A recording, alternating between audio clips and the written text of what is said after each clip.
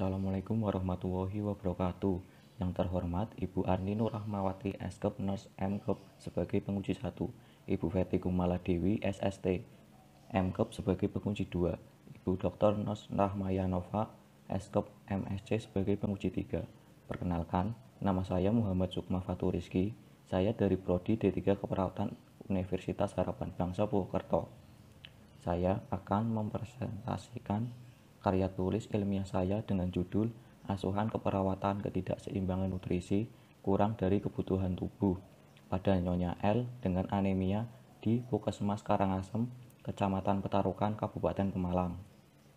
Bab 1 latar belakang. Diperkirakan 18% wanita yang tinggal di negara industri mengalami anemia, sedangkan di negara berkembang jumlahnya meningkat hingga 56%. Dan merupakan faktor yang menyebabkan timbulnya masalah kesehatan pada wanita, serta kematian selama kehamilan dan persalinan. Data WHO tahun 2017 secara global, prevalensi anemia pada ibu hamil di seluruh dunia adalah sebesar 41,8%. Prevalensi anemia pada ibu hamil diperkirakan di Asia sebesar 48,2%. Afrika 57,1%, Amerika 24,1%, dan Eropa 25,1%. Menurut data riset kesehatan dasar pada tahun 2018, prevalensi anemia ibu hamil di Indonesia sebesar 48,9%. Dengan usia ibu hamil tertinggi pada rentan 15-24 tahun, sebanyak 84,5%. Data Survei Kesehatan Rumah Tangga SKRT di Jawa Tengah tahun 2018 menyatakan bahwa prevalensi anemia pada remaja putri usia 10-18 tahun sebesar 57,1% dan usia 19-45 tahun sebesar 39,5%. Provinsi Jawa Tengah memiliki program penanggulangan anemia yang dilakukan pada ibu hamil. Dilaksanakan dengan memberikan tablet FE kepada ibu hamil. Cakupan ibu hamil mendapat tablet FE pada tahun 2018 sebesar 92,05%.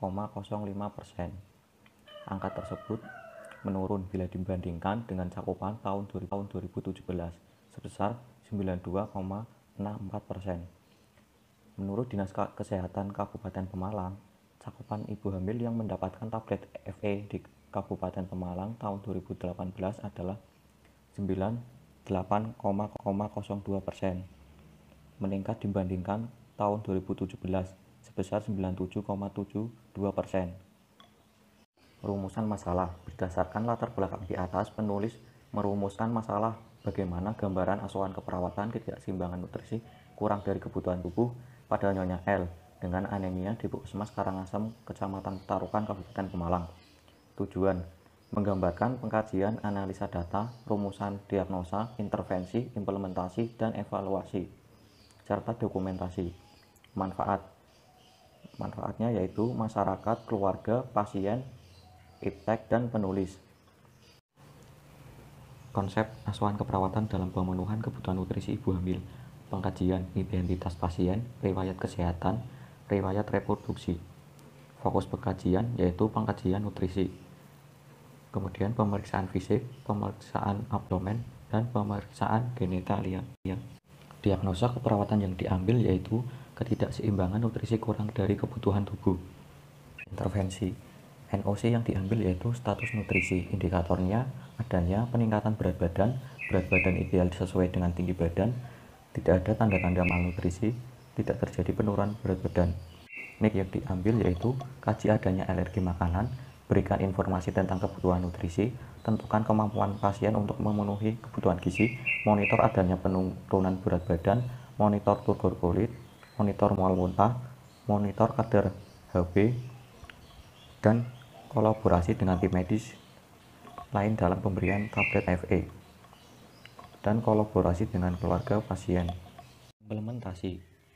1. Mengkaji adanya alergi makanan. 2. Memberikan informasi tentang kebutuhan nutrisi. 3. Menentukan kemampuan pasien untuk memenuhi kebutuhan gizi. 4. Monitor adanya penurunan berat badan. 5. Monitor turgor kulit. 6 monitor mual muntah, 7 monitor kadar albumin, total protein, Hb, dan kadar Ht. Kolaborasi dengan tim medis lain dalam pemberian FE dan kolaborasi dengan keluarga pasien dalam pemenuhan nutrisi kebutuhan pasien. Kemudian evaluasi, yaitu tahap akhir dari proses keperawatan yang mengacu kepada penilaian, tahapan, dan perbaikan. 3. Metode studi kasus. Rancangan studi kasus.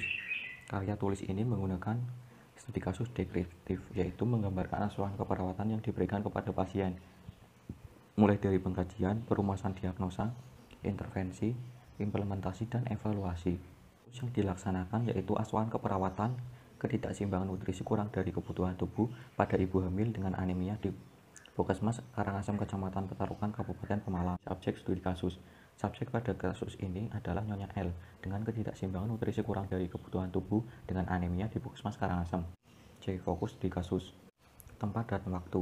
Tempat yang digunakan peneliti dalam melaksanakan tindakan asuhan keperawatan yaitu pengkajian awal dilakukan di Puskesmas Karangasem, kemudian dilakukan pengkajian tambahan dan tindakan keperawatan di rumah Nyonya L di Desa Sirangkang, Kecamatan Petarukan, Kabupaten Pemalang. Asuhan keperawatan ketidakseimbangan nutrisi kurang dari kebutuhan tubuh pada Nyonya L dengan anemia dilaksanakan di rumah Nyonya L di Desa Sirangkang, Kecamatan Petarukan, Kabupaten Pemalang selama 3 hari, yaitu pada tanggal 11, 14, 15 Maret 2020 dari pengkajian sampai dengan evaluasi pengumpulan data, yaitu dengan anamnesa, dokumentasi, dan observasi. Bab 4. Hasil dan pembahasan. Biodata pasien. Pengkajian yang dilakukan oleh penulis pada tanggal 13 Maret 2020 di Desa Sirangkang, Kecamatan Petarukan, Kabupaten Pemalang. Penulis memperoleh data yang bersumber dari pasien, yaitu pasien bernama Nyonya L, umur 20 tahun, berjenis kelamin perempuan, beragama Islam, pendidikan SMP, bangsa Indonesia, alamat di Desa Sirangkang, Kecamatan Petarukan, Kabupaten Pemalang. Pengkajian. Riwayat keperawatan pengkajian meliputi keluhan utama. Pasien mengatakan mual muntah, sudah 3 hari, setiap makan selalu muntah, cemas karena pasien takut jika kandungannya terjadi apa-apa. Kemudian pasien di anamnesa di Puskesmas Karangasem. Riwayat penyakit dahulu, tidak pernah memiliki riwayat penyakit yang kronis, tidak ada riwayat alergi pada makanan, minuman, dan obat-obatan. Riwayat obstetrik, ibu mengalami menarse pada umur 12 tahun dengan jumlah yang sedang dan memiliki siklus yang teratur selama 1 minggu. KPHT tanggal 2 Januari 2020. Usia kehamilan 12 minggu lebih 2 hari. Keluhan saat menstruasi yaitu nyeri. Pemeriksaan fisik meliputi kesadaran komposmentis, tanda-tanda vital, tekanan darah 110/70 mmHg, suhu 36,6 derajat Celcius, nadi 90 kali per menit, pernafasan 20 kali per menit, berat badan 47 kg, tinggi badan 160 cm, penglihatan pasien tidak menggunakan kacamata, sklera anikerik, konjungtiva anemis, pupil isopor. Pemeriksaan abdomen dan genitalia. Infeksi. Hasil infeksi pada organ abdomen didapatkan abdomen tampak membesar yang mengarah ke depan, didapatkan linea sepanjang 1 cm pada pusar hingga tulang kemaluan, tampak stray atau garis-garis di perut. Palpasi. Hasil palpasi pada abdomen didapatkan hasil pemeriksaan Leopold. TFU teraba tegak, TBC atau taksiran berat janin belum terkaji. Ada kalanya terdapat gerakan janin. Auskultasi.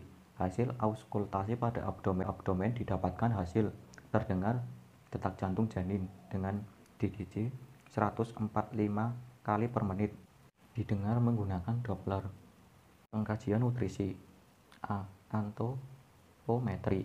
Status nutrisi pasien saat dikaji yaitu berat badan 47 kg, tinggi badan 160 cm, IMT yang didapatkan dari hasil perhitungan yaitu 18,35 dan termasuk agak kurus. B. Biokimia. Pemeriksaan laboratorium saat dikaji didapatkan laboratorium adanya penurunan jumlah Hb yaitu 10,1 gram per dl dari nilai normal. Clinical sign. Pasien didapatkan adanya mual muntah, mata cekung, Konjungtiva terlihat anemis. Yang terakhir yaitu dieteri, memberikan makanan yang akan zat besi dan memberikan suplemen tambahan pada ibu hamil yaitu tablet Fe. Pemeriksaan penunjang. Jenis pemeriksaan hemoglobin nilai normal 12 sampai dengan 16 gram per dl. Hasil yang didapatkan yaitu 10,1 gram per dl. Golongan darah pasien O. Hasil HbSAg-nya negatif dan VCT non-reaktif. Analisa data subjektif mengatakan mengalami mual muntah, pusing, sering capek, nafsu makan berkurang. Data objektif pasien terlihat lemah, konjungtiva anemis, keadaan umum kompos mentis, tekanan darah 110/70, suhu 36,6, berat badan 47 kilo, BIB tinggi badan 160 cm, indeks massa tubuh didapatkan hasil 18,35 yaitu agak kurus. Nadi 90 kali per menit, RR 20 kali per menit. Hasil pemeriksaan laboratorium didapatkan adanya penurunan jumlah Hb yaitu 10,1 gram per dl. Pembahasan perbandingan hasil pengkajian pada pasien dengan tanda gejala sesuai teori. 1. Teori kelelahan. Kasus Nyonya L mengatakan sebelum dibawa ke puskesmas badannya lemas dan bila melakukan aktivitas sehari-hari cepat lelah. 2. Sesak nafas. Kasusnya Nyonya L tidak ditemukan adanya sesak nafas dan hasil pemantauan laju pernafasan didapatkan 20 kali per menit. 3. Sakit kepala. Kasusnya Nyonya L mengatakan mengalami pusing. 4. Tampak pucat dan kulit dingin. Dalam pemeriksaan yang dilakukan pada Nyonya L didapatkan bahwa pasien tampak pucat dan didapatkan konjungtiva anemis. Teori tekanan darah rendah. Kasusnya Nyonya L tidak ditemukan adanya penurunan tekanan darah rendah. Dari hasil pemeriksaan didapatkan tekanan darah 110/70 mmHg.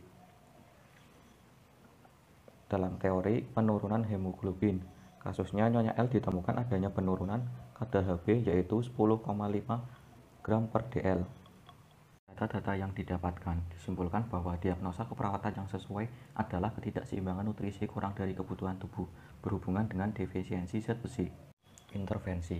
Nursing Intervention Classification yang digunakan yaitu kaji adanya alergi makanan, berikan informasi tentang kebutuhan nutrisi, tentukan kemampuan pasien untuk memenuhi kebutuhan gizi, monitor adanya penurunan berat badan, monitor turgor kulit, monitor mual muntah, monitor kadar albumin, total protein, Hb dan kadar HT, dan kolaborasi dengan tim medis lain dalam pemberian tablet Fe dan bekerjasama dengan keluarga dalam pemenuhan nutrisi pada pasien.